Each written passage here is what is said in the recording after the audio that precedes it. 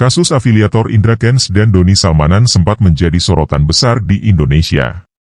Keduanya dikenal sebagai tokoh yang mempromosikan platform trading ilegal, mengajak masyarakat untuk berinvestasi dengan iming-iming keuntungan besar.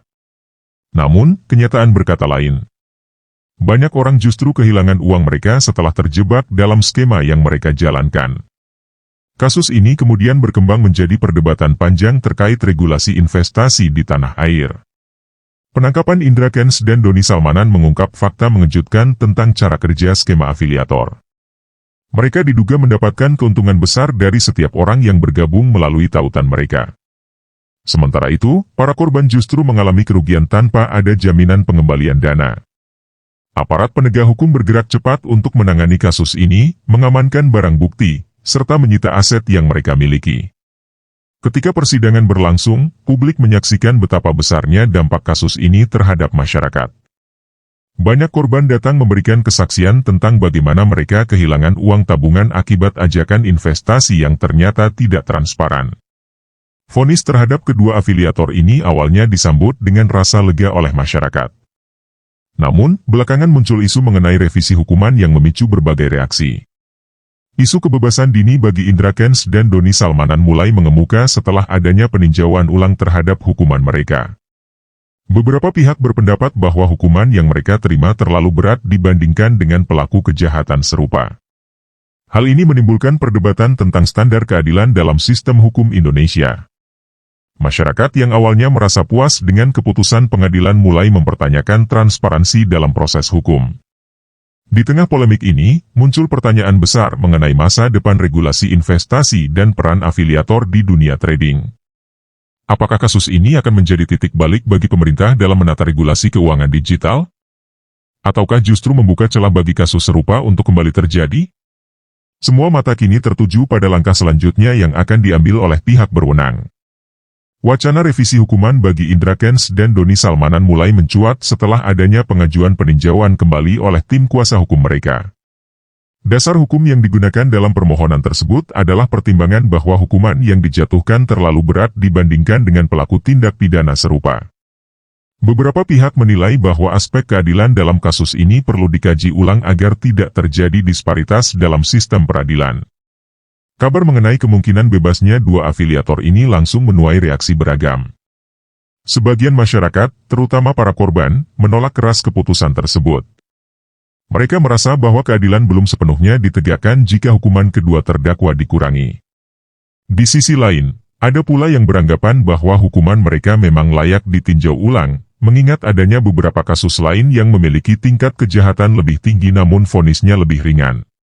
Sejumlah pengamat hukum menyoroti dasar pertimbangan yang digunakan dalam revisi hukuman ini.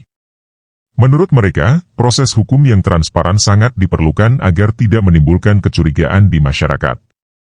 Jika ada pengurangan hukuman, maka harus dijelaskan secara rinci alasan dan landasan hukumnya.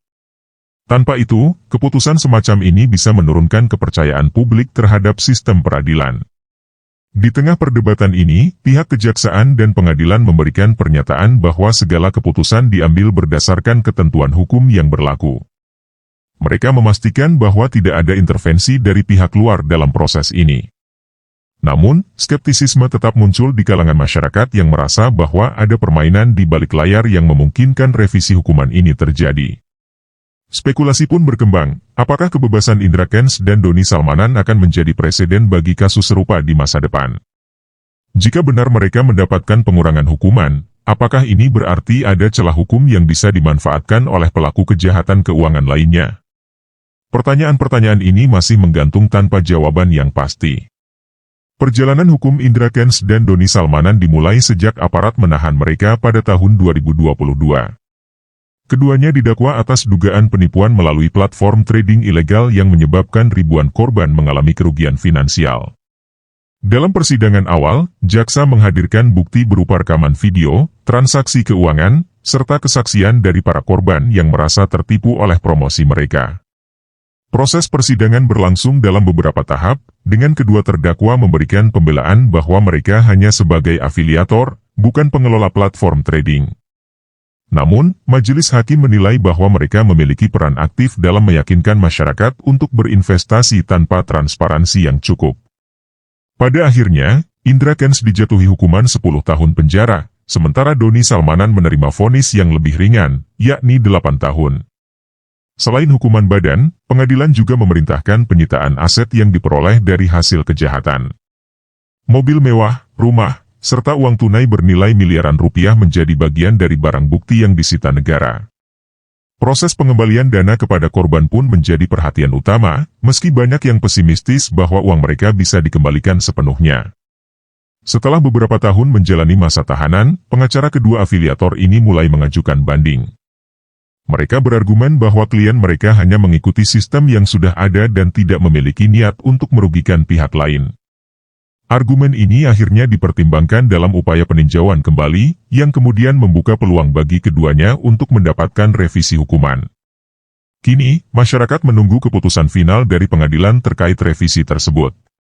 Jika hukuman mereka dikurangi atau bahkan dibebaskan lebih cepat, maka ini bisa menjadi kasus penting yang menentukan bagaimana keadilan ditegakkan dalam tindak pidana keuangan di Indonesia. Keputusan ini tidak hanya berdampak pada kedua afiliator ini, tetapi juga pada sistem hukum secara keseluruhan.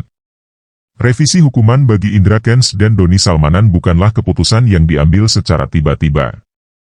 Ada sejumlah pertimbangan hukum yang menjadi dasar bagi pengajuan peninjauan kembali oleh tim kuasa hukum mereka. Salah satu poin utama yang diajukan adalah bahwa keduanya bukanlah pemilik platform trading ilegal, melainkan hanya berperan sebagai afiliator yang mempromosikan layanan tersebut. Dalam sidang peninjauan kembali, kuasa hukum berargumen bahwa hukuman yang diterima oleh klien mereka lebih berat dibandingkan dengan pelaku investasi bodong lainnya.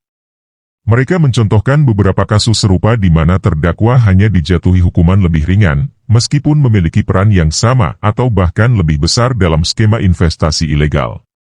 Hal ini memunculkan perdebatan tentang apakah hukuman yang diberikan kepada Indra Kents dan Doni Salmanan sudah sesuai dengan prinsip keadilan.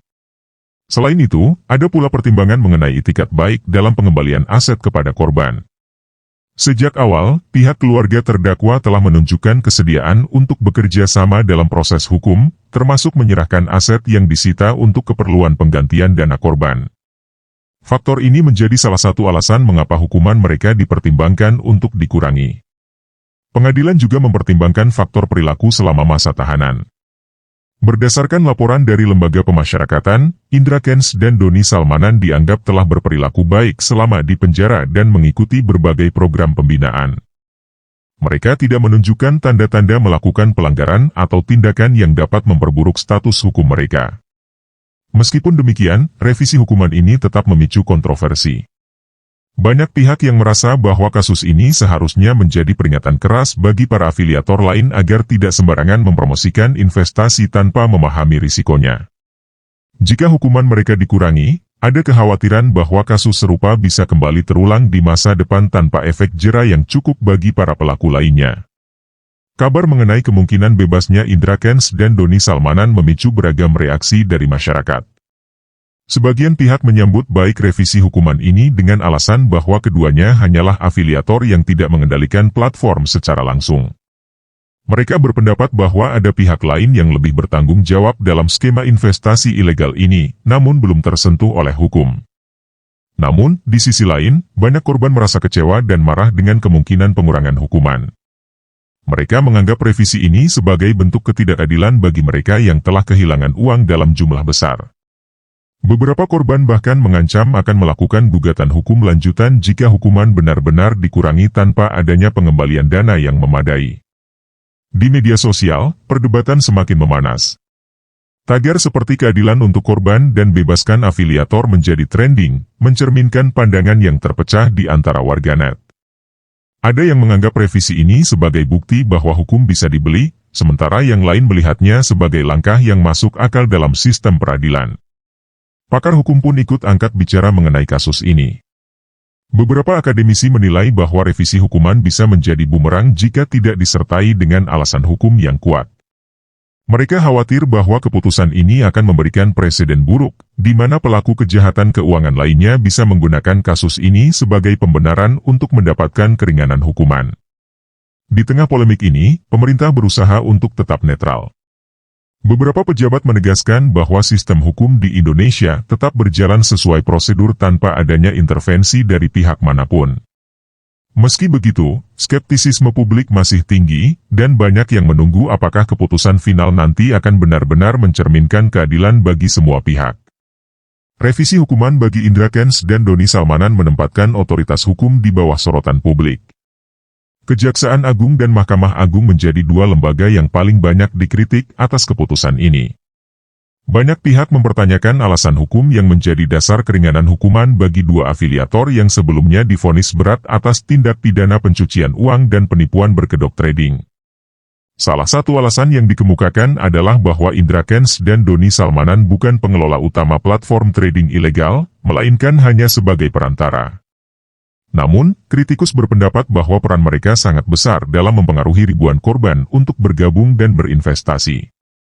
Jika mereka tidak mendapat hukuman yang berat, hal ini dikhawatirkan akan membuka celah bagi afiliator lain untuk melakukan hal serupa. Selain itu, banyak yang mempertanyakan transparansi dalam proses hukum ini. Beberapa pengamat menilai bahwa revisi hukuman ini menunjukkan adanya ketimpangan dalam sistem peradilan. Ada anggapan bahwa hukuman bagi pelaku kejahatan keuangan seringkali lebih ringan dibandingkan dengan kejahatan lain yang berdampak langsung pada masyarakat kecil. Hal ini menimbulkan kekhawatiran bahwa hukum lebih berpihak kepada mereka yang memiliki pengaruh dan kekayaan.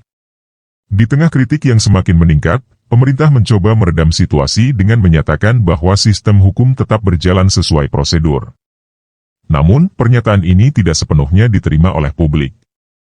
Masyarakat masih mempertanyakan apakah ada faktor lain yang memengaruhi keputusan ini, termasuk kemungkinan adanya lobi hukum dari pihak tertentu yang ingin melindungi para afiliator.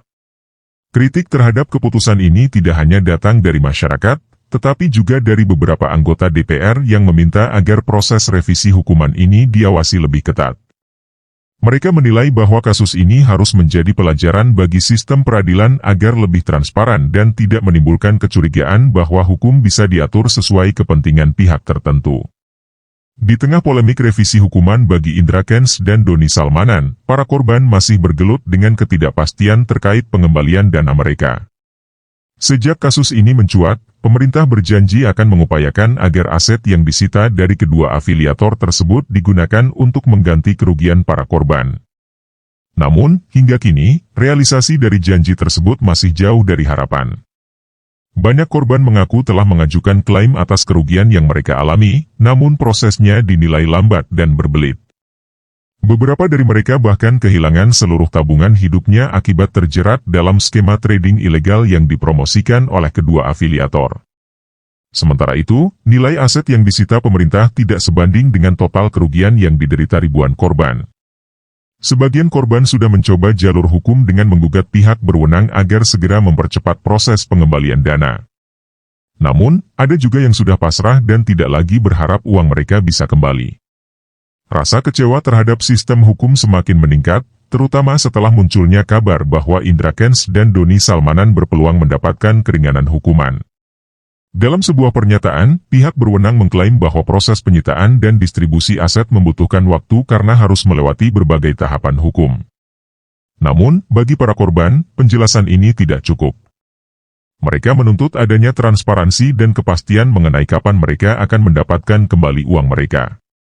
Jika revisi hukuman benar-benar dilakukan tanpa ada kejelasan mengenai nasib para korban, dikhawatirkan kepercayaan publik terhadap sistem hukum dan regulasi keuangan digital akan semakin merosot. Kasus ini menjadi ujian besar bagi pemerintah dalam menangani kejahatan keuangan serta melindungi hak-hak masyarakat yang menjadi korban. Kasus Indra Kents dan Doni Salmanan telah memberikan dampak besar terhadap dunia trading di Indonesia. Sejak kasus ini mencuat, banyak masyarakat yang semakin waspada terhadap investasi berbasis digital. Kepercayaan terhadap platform trading semakin menurun, terutama yang menggunakan sistem afiliator sebagai strategi pemasaran utamanya. Pemerintah merespons dengan memperketat regulasi terhadap perusahaan trading dan investasi digital. Otoritas Jasa Keuangan, OJK, dan Badan Pengawas Perdagangan Berjangka Komoditi, BAPPEDI, mulai melakukan pemantauan ketat terhadap platform-platform yang beroperasi di Indonesia. Beberapa perusahaan yang dianggap mencurigakan pun diblokir untuk mencegah munculnya kasus serupa. Di sisi lain, para trader yang sebelumnya aktif berinvestasi mulai mencari alternatif yang lebih aman. Minat terhadap investasi di pasar modal konvensional dan instrumen keuangan lain yang lebih transparan meningkat. Namun, tidak sedikit pula yang memilih untuk berhenti berinvestasi sama sekali karena takut tertipu. Kasus ini juga menjadi pelajaran bagi influencer dan afiliator lain yang kerap mempromosikan produk investasi tanpa memahami risikonya. Banyak dari mereka kini lebih berhati-hati dalam menerima kerja sama promosi dari perusahaan trading. Beberapa bahkan secara terbuka menyatakan bahwa mereka akan lebih selektif dalam memilih produk yang akan dipasarkan ke pengikut mereka. Jika revisi hukuman bagi Indra Kents dan Doni Salmanan benar-benar terjadi, ada kekhawatiran bahwa dunia trading di Indonesia akan kembali menghadapi tantangan besar. Keputusan ini bisa saja menjadi sinyal bagi afiliator lain bahwa hukuman bagi pelaku kejahatan keuangan tidak seberat yang mereka bayangkan, sehingga membuka peluang bagi modus serupa untuk kembali terjadi di masa depan. Pemerintah menyadari bahwa kasus Indra Kents dan Doni Salmanan telah menimbulkan dampak besar terhadap masyarakat dan dunia investasi digital di Indonesia. Oleh karena itu, berbagai langkah pencegahan mulai diperketat untuk memastikan kasus serupa tidak kembali terulang. Salah satunya adalah penguatan regulasi terhadap platform trading serta sistem afiliator yang digunakan dalam pemasaran produk investasi. Kementerian Komunikasi dan Informatika, Kominfo, bekerja sama dengan Bapepti serta OJK untuk terus memantau aktivitas investasi online.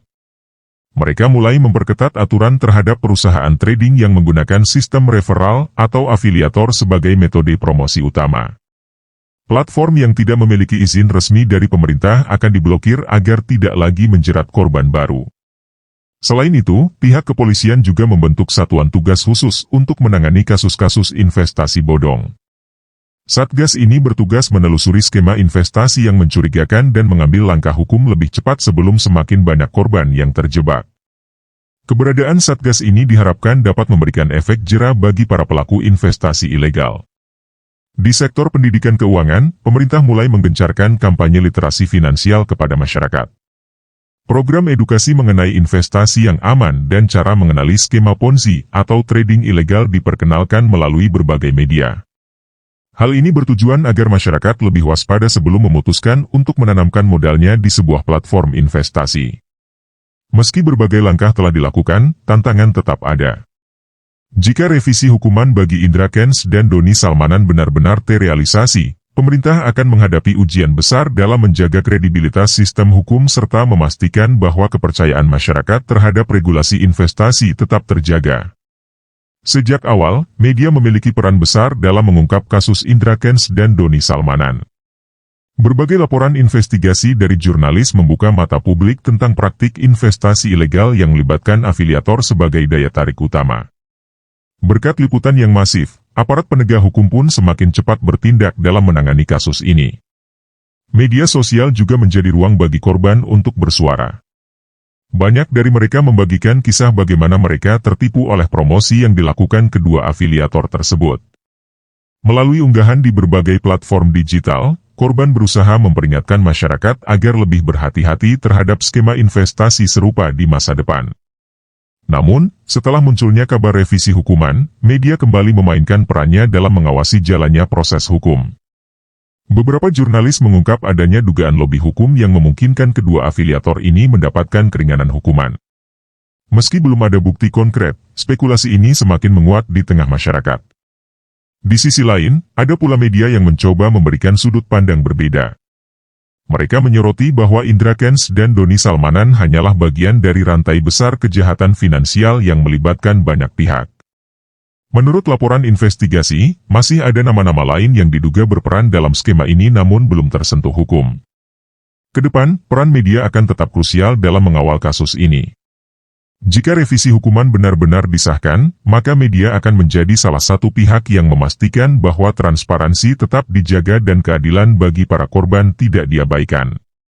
Kasus Indra Kents dan Doni Salmanan tidak hanya mengguncang dunia trading, tetapi juga memengaruhi persepsi masyarakat terhadap influencer finansial. Sebelum tersandung kasus hukum, keduanya dikenal sebagai figur publik yang kerap membagikan gaya hidup mewah serta tips investasi di media sosial. Banyak pengikut mereka yang terinspirasi untuk mengikuti jejak kesuksesan mereka, tanpa menyadari risiko di balik investasi yang dipromosikan. Setelah kasus ini terungkap, kepercayaan publik terhadap para influencer yang membahas investasi mulai menurun. Banyak orang yang kini lebih skeptis terhadap promosi investasi di media sosial, terutama yang menjanjikan keuntungan besar dalam waktu singkat. Masyarakat mulai menyadari bahwa tidak semua figur publik yang memamerkan kekayaan benar-benar mendapatkan uang dari bisnis yang sah. Fenomena ini juga berdampak pada industri digital marketing dan endorsement. Banyak perusahaan kini lebih berhati-hati dalam memilih influencer untuk memasarkan produk mereka, terutama yang berhubungan dengan keuangan dan investasi. Platform media sosial pun mulai memperketat regulasi terkait promosi investasi untuk menghindari kasus serupa di masa depan. Di sisi lain, beberapa influencer keuangan yang memang memiliki kredibilitas tinggi mulai melakukan edukasi lebih intensif. Mereka berusaha mengembalikan kepercayaan masyarakat dengan memberikan informasi yang lebih transparan dan berbasis data yang valid. Namun, upaya ini tidak mudah, karena luka akibat kasus Indra Kents dan Doni Salmanan masih membekas di benak banyak orang. Jika revisi hukuman benar-benar terjadi, maka dampaknya bisa semakin besar. Masyarakat mungkin akan semakin sulit percaya pada figur publik yang membahas investasi, dan ini bisa berdampak pada perkembangan ekosistem edukasi keuangan di Indonesia. Oleh karena itu, banyak pihak yang berharap agar keputusan hukum dalam kasus ini tetap mempertimbangkan dampak jangka panjang terhadap kepercayaan publik. Kasus Indra Kents dan Doni Salmanan membuka diskusi lebih luas mengenai kesenjangan hukum dalam kasus kejahatan finansial di Indonesia. Banyak pengamat hukum menilai bahwa hukuman bagi pelaku kejahatan keuangan seringkali lebih ringan dibandingkan dengan kasus kriminal lainnya, meskipun dampaknya bisa jauh lebih luas dan merugikan banyak orang. Salah satu faktor yang sering menjadi sorotan adalah kompleksitas kasus kejahatan keuangan. Berbeda dengan tindak pidana umum seperti pencurian atau kekerasan, kejahatan finansial melibatkan mekanisme yang lebih rumit, seringkali menggunakan celah dalam regulasi untuk menghindari hukuman maksimal. Hal ini membuat banyak pelaku bisa mendapatkan keringanan dengan alasan kurangnya bukti atau ketidakjelasan hukum yang berlaku. Selain itu, ada anggapan bahwa pelaku kejahatan finansial seringkali berasal dari kalangan yang memiliki akses ke sumber daya hukum yang lebih baik. Dengan dukungan pengacara terbaik serta jaringan yang luas, mereka bisa memanfaatkan berbagai mekanisme hukum untuk mengurangi hukuman mereka. Hal ini berbeda dengan pelaku kejahatan konvensional yang umumnya tidak memiliki akses serupa. Jika revisi hukuman bagi Indra Kents dan Doni Salmanan benar-benar terjadi, maka ini bisa semakin memperkuat persepsi bahwa hukum di Indonesia masih tebang pilih. Masyarakat bisa kehilangan kepercayaan terhadap sistem peradilan, terutama dalam menangani kasus kejahatan keuangan yang berdampak pada banyak korban. Untuk menghindari kesenjangan hukum yang semakin lebar, para pakar menekankan pentingnya reformasi dalam sistem peradilan, khususnya dalam menangani kasus kejahatan finansial. Regulasi yang lebih ketat serta hukuman yang lebih adil diperlukan agar kasus serupa tidak terulang dan kepercayaan masyarakat terhadap hukum tetap terjaga. Kasus Indra Kents dan Doni Salmanan tidak hanya berdampak pada individu yang menjadi korban, tetapi juga berpengaruh terhadap iklim investasi di Indonesia. Banyak investor, baik pemula maupun profesional, menjadi lebih waspada dalam memilih instrumen investasi. Kepercayaan terhadap platform trading berbasis digital mulai menurun, terutama yang menggunakan sistem afiliator dalam promosinya. Regulasi yang semakin diperketat oleh pemerintah juga membawa konsekuensi bagi dunia investasi. Meski bertujuan untuk melindungi masyarakat, aturan baru yang lebih ketat membuat beberapa perusahaan trading kesulitan untuk beroperasi. Beberapa platform yang sebelumnya berkembang pesat terpaksa menghentikan layanan mereka karena tidak memenuhi persyaratan yang ditetapkan oleh OJK dan Bapepti. Di sisi lain, banyak investor yang beralih ke instrumen yang lebih konvensional dan memiliki regulasi lebih jelas, seperti saham dan obligasi. Perusahaan sekuritas resmi mengalami peningkatan jumlah nasabah baru karena dianggap lebih aman dibandingkan dengan platform trading yang menawarkan keuntungan tinggi dalam waktu singkat. Namun, dampak negatif dari kasus ini adalah menurunnya minat masyarakat terhadap investasi secara umum. Banyak orang yang sebelumnya tertarik untuk berinvestasi kini menjadi ragu dan memilih untuk menyimpan uang mereka dalam bentuk tabungan biasa. Jika dibiarkan, hal ini bisa menghambat pertumbuhan ekonomi, karena investasi merupakan salah satu pendorong utama dalam perkembangan sektor keuangan. pemerintah perlu mengambil langkah strategis untuk mengembalikan kepercayaan masyarakat terhadap dunia investasi. Sosialisasi mengenai investasi yang aman, transparansi dalam regulasi, serta penegakan hukum yang adil menjadi kunci agar kasus seperti Indra Kents dan Doni Salmanan tidak kembali terulang dan iklim investasi di Indonesia tetap kondusif. Kasus Indra Kents dan Doni Salmanan tidak hanya menjadi perhatian di dalam negeri, tetapi juga menarik sorotan dari komunitas internasional, terutama di sektor keuangan digital dan regulasi investasi global. Beberapa negara yang memiliki regulasi ketat terhadap aktivitas trading online mulai mengamati bagaimana Indonesia menangani kasus ini dan apakah hukuman yang diberikan benar-benar memberikan efek jera.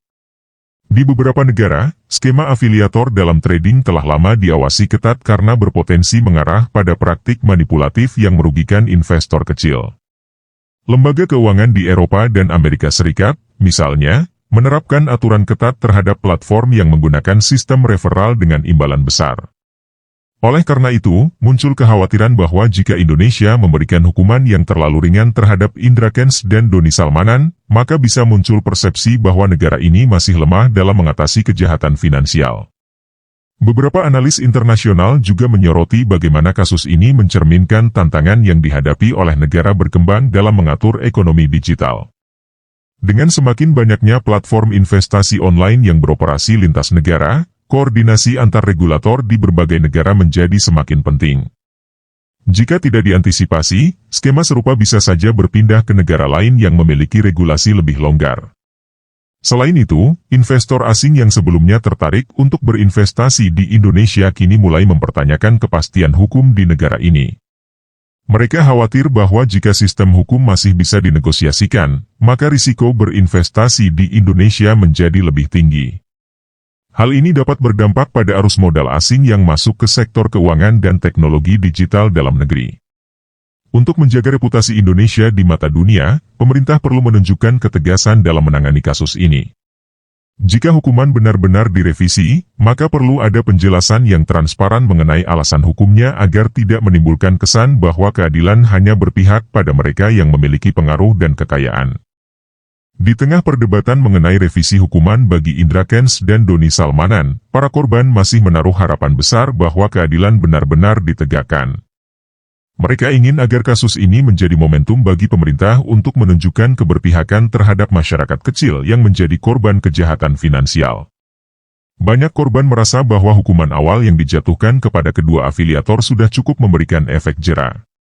Namun, dengan adanya potensi pengurangan masa tahanan, mereka khawatir kasus ini justru memberikan sinyal bahwa pelaku kejahatan keuangan bisa mendapatkan keringanan jika memiliki pengaruh atau kekayaan.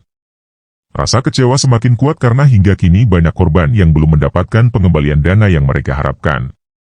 Di sisi lain, masyarakat umum juga menantikan putusan akhir yang akan dijatuhkan kepada kedua afiliator ini.